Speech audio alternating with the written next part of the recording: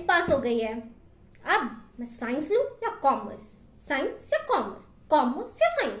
अगर आप भी इसी कंफ्यूजन से जा रहे हो तो do watch my video till the end because I will be giving you all the insights which you need in order to crack that. So, if you are new to my channel, do subscribe towards it. And let's get into the video. 10th करने के बाद सबसे बड़ा question यही आता है कि मैं कॉमर्स करूं कि साइंस करूं, ठीक है? तो here I am to help you out what you should choose. So, if you don't know me, I am Akansha. I am a BCom graduate, and in my 10th standard, I scored 9.5 CGPA, and I took क्या? इसका answer मैं दूंगी आपको last की video में. उससे पहले हम जान लेते हैं कि साइंस और कॉमर्स होते क्या क्या है, ठीक है? तो साइंस एक स्ट्रीम होता है जहां पे आप लोग 10th के बाद ऑप्ट इन कर सकते हैं, जहां पे आप लोगों को मेजरली फिजिक्स, केमिस्ट्री, मैथ्स ऐसे सब्जेक्ट्स पढ़ाए जाएंगे, और आप चाहें तो बायोलॉजी भी पढ़ सकते हैं इसके अंदर. प्लस आपके साथ एक ऑप्शनल सब्जेक्ट्स होता है. अब आप ऑप्शनल में कुछ भी सेलेक्ट कर सकते हैं according to your choice, computer science, Hindi या कुछ भी जो भी आपका मर्जी का होगा, राइट? तो इसको हम PCMB बोलते हैं, और ऑब्वियसली इंग्लिश हम लोग का कॉमन सब्जेक्ट रहता है. तो ये सब हम लोग के सब्जेक्ट्स के बारे में बात हो गई. अब आता है कि किन बच्चों को साइंस करना चाहिए. साइंस उन बच्चों को करना चाहिए जिन लोगों का इंटरेस्ट होता है इंजीनियरिंग बैकग्राउंड में, या फिर किसी को डॉक्टर बनना होता है, उनको PCMB लेना चाहिए, है ना?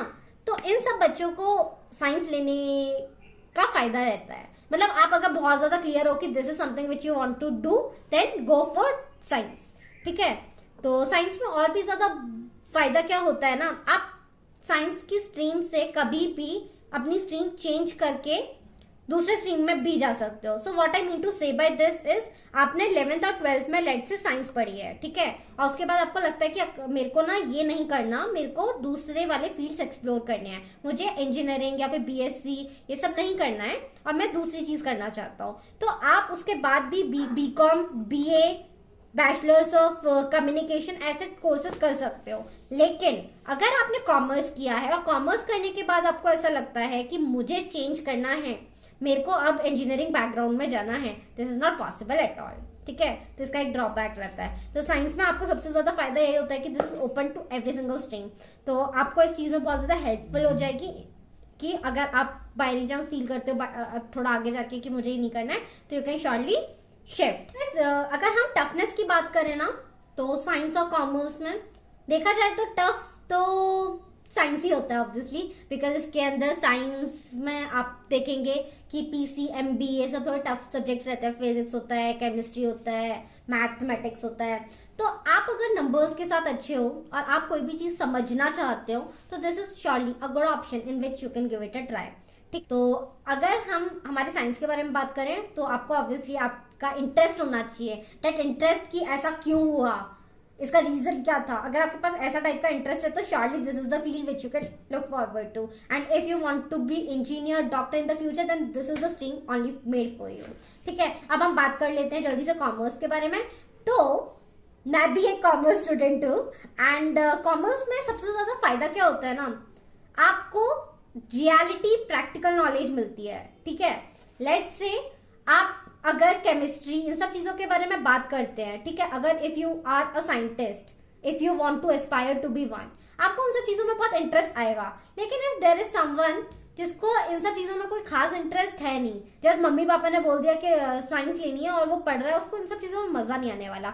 लेकिन कॉमर्स मुझे ऐसा लगता है एक ऐसा सब्जेक्ट है ना, वो बहुत business, practical, market related subject रहता है, जहां पे आप मार्केट के बारे में बहुत सारी नई नई चीजें सीखते ही रहते हैं, ठीक है? तो जैसे कि कॉमर्स के मेन मेन सब्जेक्ट्स होते हैं, जैसे आप बिजनेस स्टडीज पढ़ेंगे, इधर अकाउंटेंसी पढ़ेंगे, इकोनॉमिक्स पढ़ेंगे, इंग्लिश पढ़ेंगे, और ऑप्शनल सब्जेक्ट होता है. ऑप्शनल सब्जेक्ट में आपका हो गया कंप्यूटर्स का, एक होता है IPE करके, एक होता है आपका ये वाला हिंदी हो गया. ऐसे आपके पास ऑप्शनल सब्जेक्ट्स के भी ऑप्शंस रहते हैं यहाँ पे.